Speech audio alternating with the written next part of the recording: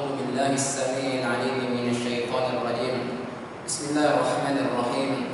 السلام عليكم ورحمة الله وبركاته.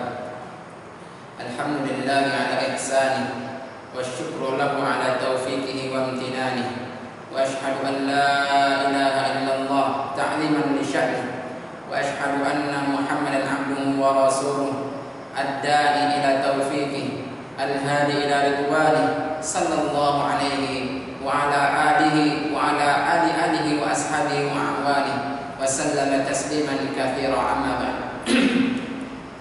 Saudara-saudariku, ikhwatul iman, ikhwatul Islam yang senantiasa dimuliakan dan dirahmati oleh Allah Subhanahu wa taala.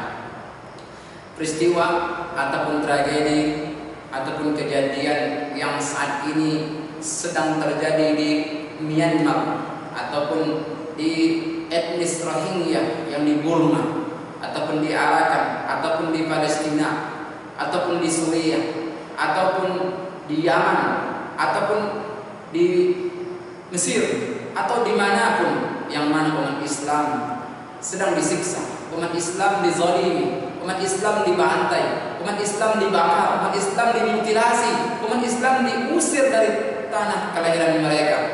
Ini merupakan suatu musibah. Ini merupakan kesedihan yang sangat mendalam bagi seluruh umat Islam. Kesedihan Rohingya ini merupakan kesedihan kita juga. Kesedihan di Suriah ini merupakan kesedihan kita. Kesedihan di Palestina ini merupakan kesedihan kita. Ikhwatul iman, ikhwatul Islam yang dimuliakan oleh Allah Subhanahu wa taala. Perlu kita ketahui, penyiksaan, penindasan yang dialami oleh umat Islam dimanapun mereka berada, ini bukanlah yang pertama kali. Mungkin kita melihat yang di Rohingya karena kita memiliki Facebook, karena kita melihat video-video yang mereka upload ke YouTube, sehingga kita melihat begitu sadisnya pembunuhan, begitu biadabnya penyiksaan yang mereka lakukan terhadap kaum muslimin, yang lebih khususnya saat ini yang di Rohingya. Dan perlu kita ketahui, ini bukanlah yang pertama kali. Ini merupakan yang kesekian kalinya. Ini merupakan yang ribuan kalinya, terlebih lagi 1 abad belakangan ini. Ikhwatul iman, ikhwatul Islam, azani Allah wa iyyakum. Seperti inilah kondisi umat Islam saat ini, yang mereka dizalimi, yang mereka dibakar, yang mereka diusir, dan kondisi umat Islam saat ini sangat bertolak belakang dengan apa yang terjadi di zaman Nabi Sallallahu Alaihi Wasallam. Lihatlah seperti apa kondisi umat Islam di zaman Nabi Sallallahu Alaihi Wasallam. Lihatlah kondisi umat Islam di zaman sahabat. Lihatlah kondisi umat Islam di zaman tabi'in, di zaman atba'ut tabi'in, di zaman Daulah Al-Umayyah, di zaman Daulah Al-Abbasiyah, di zaman Daulah Turki Al-Utsmani. Umat Islam begitu jaya, umat Islam begitu kuat, umat Islam diperhitungkan. Kekuatan umat Islam sangat diperhitungkan. Seluruh umat, orang-orang kafir, orang-orang Yahudi, orang-orang Nasrani sangat takut dengan Islam saat itu. Jangankan untuk membunuh ratusan muslim, ribuan muslim, membunuh satu muslim saja ini berakibat fatal terhadap orang-orang Nasrani, terhadap orang-orang Yahudi, terhadap orang-orang Majusi, terhadap orang-orang yang benci terhadap agama Islam itu sendiri. Tetapi saat ini umat Islam dibunuh dengan jumlah ratusan ribu, bahkan jutaan umat Islam dibunuh. Umat Islam dizalimi, umat Islam dibakar, umat Islam dicincang, umat Islam diusir, umat Islam diperkosa wanita muslimahnya. Inilah kondisi umat Islam saat ini. Dan sebab lemahnya umat Islam dan sebab mundurnya umat Islam pasti ada unsur, ada sebab, ada faktor yang menyebabkan umat Islam itu lemah, yang menyebabkan umat Islam itu tidak berdaya. Mengapa begitu mudahnya untuk menyerang umat Islam? Mengapa umat Islam begitu mudah untuk diserang? Mengapa umat Islam begitu mudah untuk dihancurkan? Padahal secara jumlah, secara populasi, secara kuantitas umat Islam paling banyak di muka bumi ini. Berdasarkan sensus penduduk dunia, umat Islamlah yang paling banyak di muka bumi ini. Akan tetapi banyaknya umat Islam tidak mencerminkan akan kualitas dan kekuatan umat Islam itu sendiri. Makanya lemahnya umat Islam, mundurnya umat Islam pasti ada sebab. Pasti ada faktor. Sebab yang pertama adalah lemah umat Islam, yaitu karena al-jahlu, kebodohan. Ini merupakan sebab utama. Ini merupakan sebab yang pertama, celah yang digunakan oleh orang-orang Hindu, oleh orang-orang Buddha, oleh orang-orang komunis, oleh orang Syiah, oleh orang liberal, oleh orang Nasrani, Yahudi, untuk menyerang umat Islam.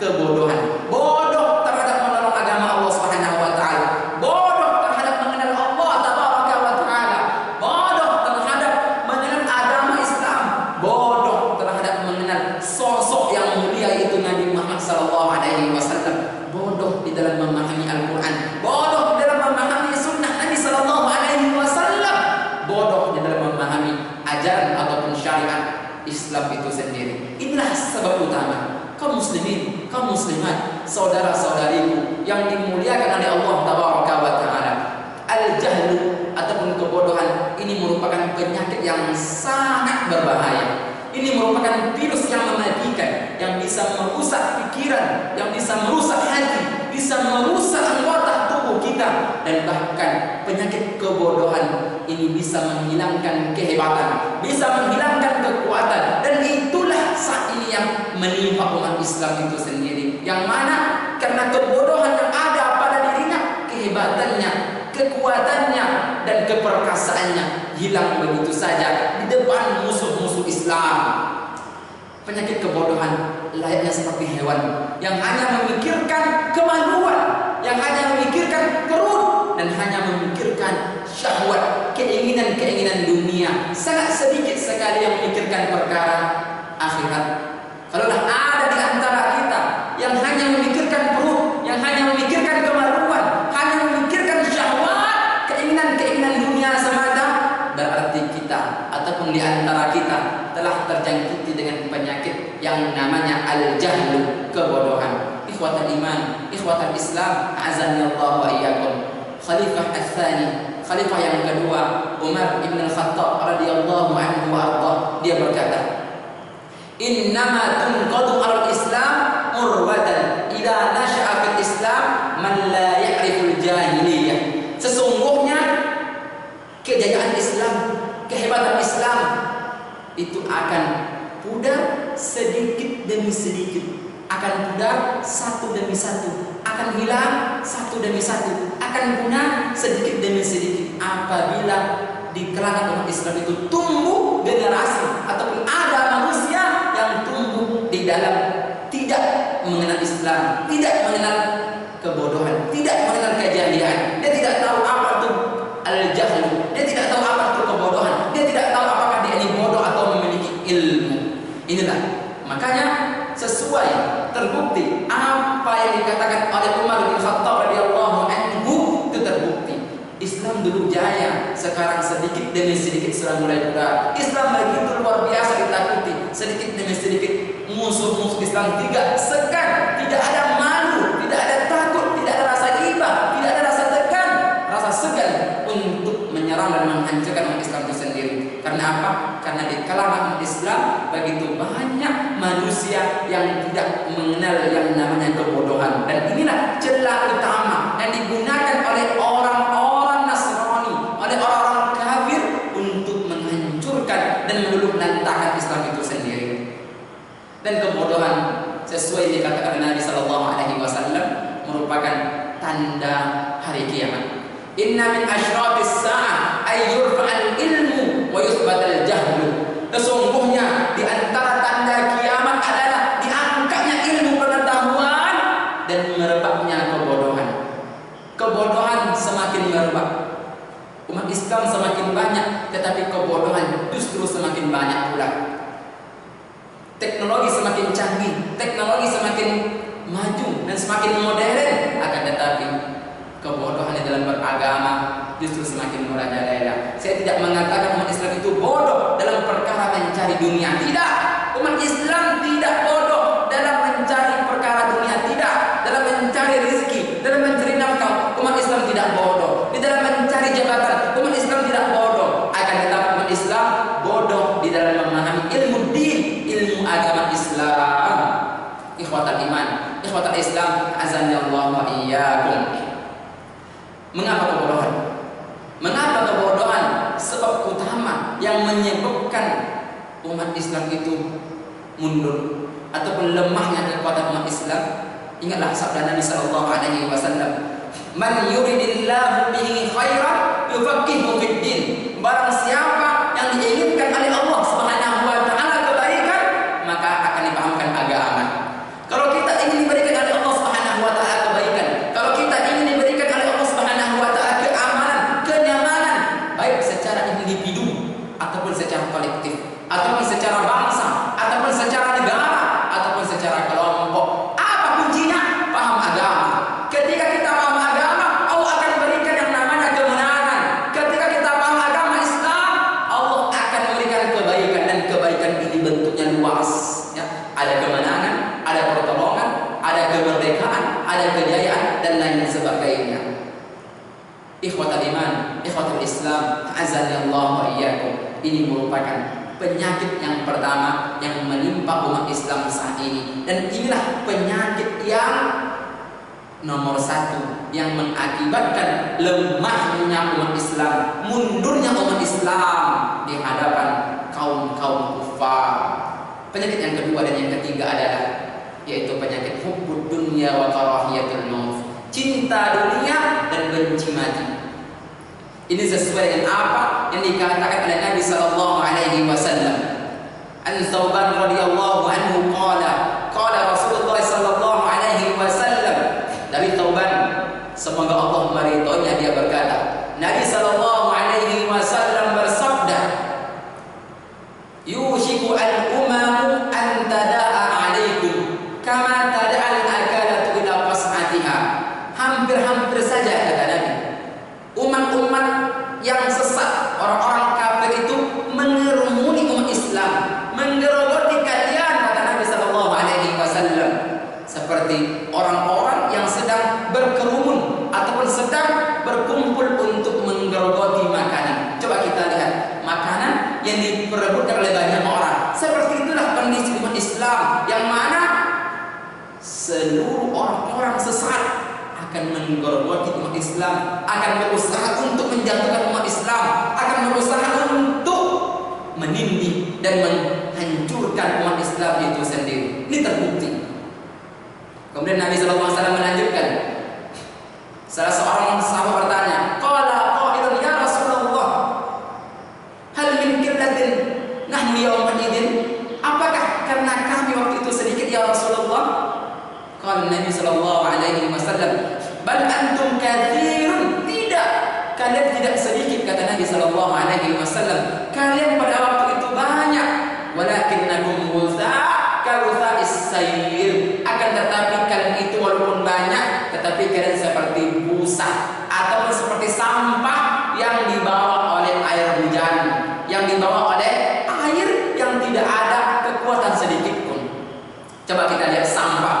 Walaupun dia sebanyak apapun, walaupun tingginya membunuh, tapi ketika dibawa oleh air hujan, dia akan mengikuti alur ataupun akan mengikuti arus air hujan tersebut tanpa ada sedikit pun perlawanan, tanpa ada sedikit pun kekuatan. Ataupun seperti busa di lautan, ataupun seperti buih di lautan yang banyak tetapi tidak memiliki kekuatan sedikit pun. Dan inilah kondisi umat Islam saat ini. Banyak tapi seperti buih, tidak ada kekuatan. Banyak tapi seperti sampah yang dibawa oleh air hujan yang hanya mengikut tanpa ada kekuatan sedikit pun. Wala yanzi'annallahu min qulubi a'daikum al-mahabah, kata Nabi. Kemudian Allah Subhanahu wa taala akan mencabut, akan menghilangkan rasa takut dari hati-hati musuh kalian, kata Nabi sallallahu alaihi wasallam. Apa itu? Ketakutan. Orang-orang kafir tidak akan takut untuk menyerang umat Islam. Orang-orang Hindu, orang-orang Buddha, orang-orang Majusi, orang-orang komunis, orang-orang Syiah tidak akan takut untuk menyerang umat Islam.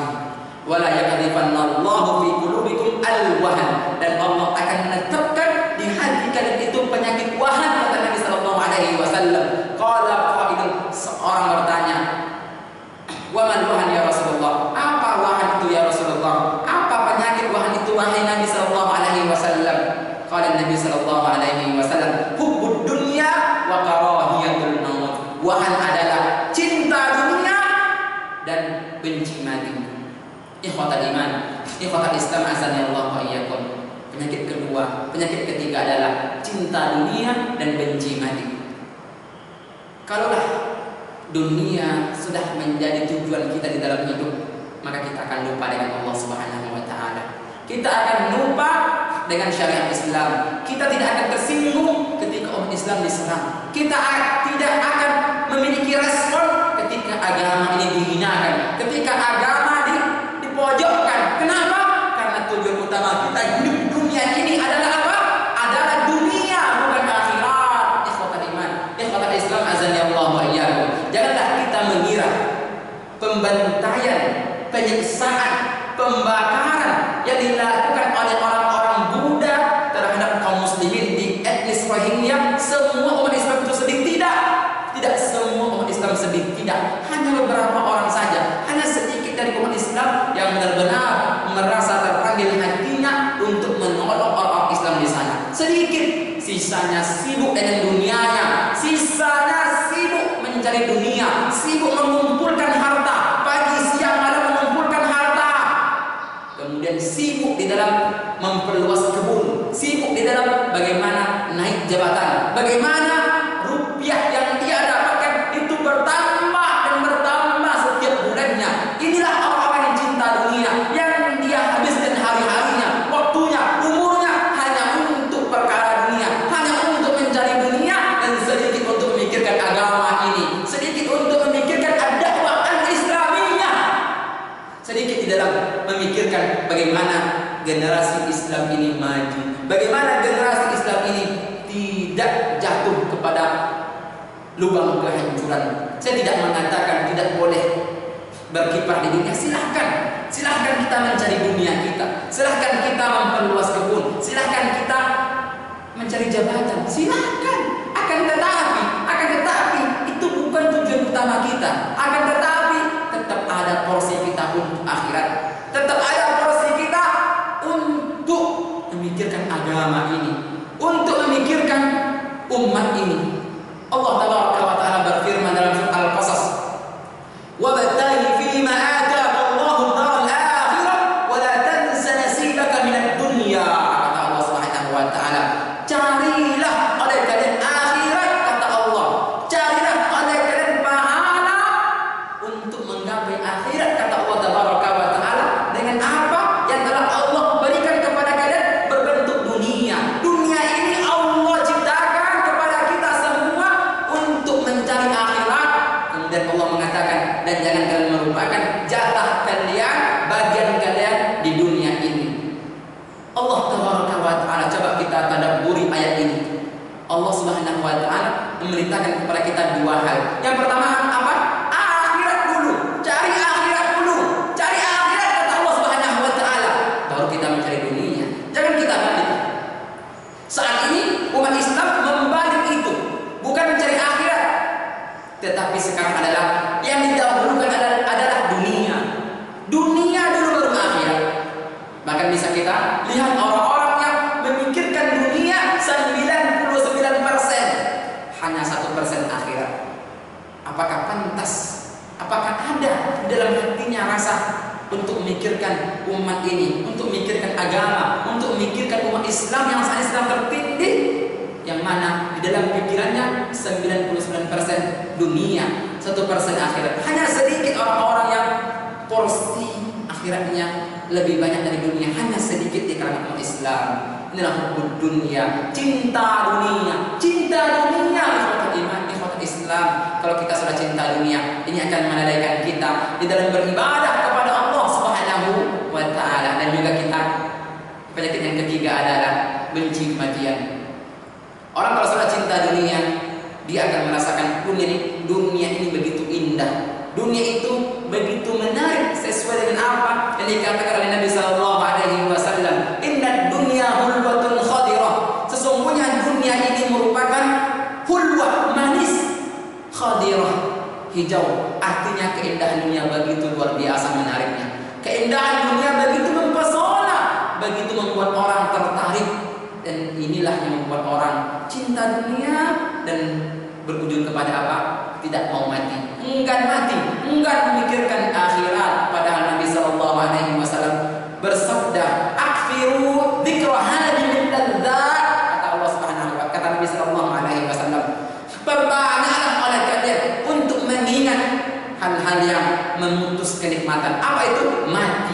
kita diperintahkan oleh Nabi Sallallahu Alaihi Wasallam untuk memperbanyak mati, karena ketika kita mengingat mati, maka kita akan mengingat akhirat. Banyak di antara kita yang tidak terdetik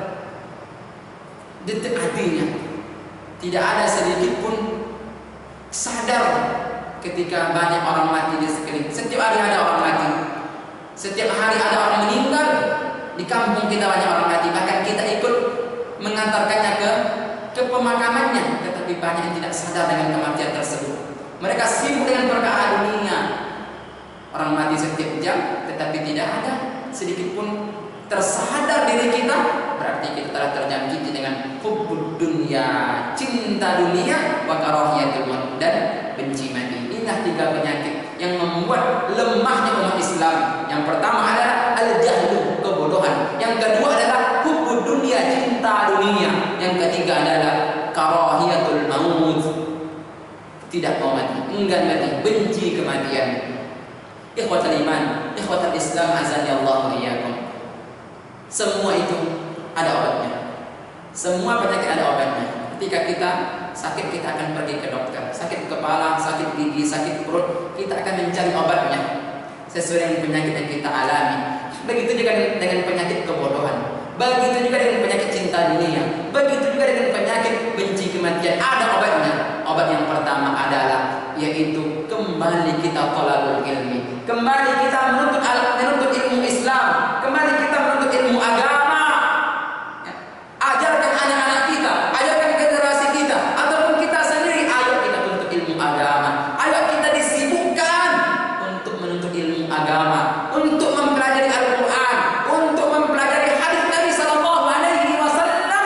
Dan inilah cara yang ampuh untuk membuat musuh-musuh Islam takut terhadap kaum muslimin. Ikhwatul iman, ikhwatul Islam, azani Allah wa iyyakum. Yang kedua, obat yang kedua yaitu adalah bagaimana umat Islam ini jaya kembali, yaitu dengan menolong agama Allah Subhanahu wa taala. Tolonglah agama Allah tabaraka wa taala. Tolonglah agama Allah tabaraka wa taala. Apa kata Allah Subhanahu wa taala? In tansurullaha yansurkum wa yuthabbit aqdamakum. Apabila kalian menolong agama Allah, apabila kalian menolong Allah Subhanahu wa taala, maka Allah akan membantu kalian. Kalau kalian bantu Allah, kalau kalian tolong Allah, Allah akan bantu kalian. Allah akan tolong kalian, dan Allah akan teguhkan hati-hati kalian. Ini janji Allah Subhanahu wa taala. Bagaimana Allah Subhanahu wa taala akan menurunkan pertolongannya, sedangkan masih banyak umat Islam yang tidak menolong Allah Subhanahu wa taala. Bagaimana Allah Subhanahu wa taala akan menurunkan bantuannya, sedangkan masih banyak umat Islam, kaum muslimin, kaum muslimat yang tidak mau menolong Allah Subhanahu wa taala. Ikhwatul iman, ikhwatul Islam, azani Allah wa iyyakum. Coba kita lihat perang Badar. Perang Badar, jumlah umat Islam saat itu hanya 313 ataupun 317 dengan kondisi yang ala kadarnya. Persenjataannya apa adanya melawan kafir Quraisy yang saat itu berjumlah 1000-an lebih. Akan tetapi Allah Subhanahu wa taala turunkan kepada mereka bala tentara.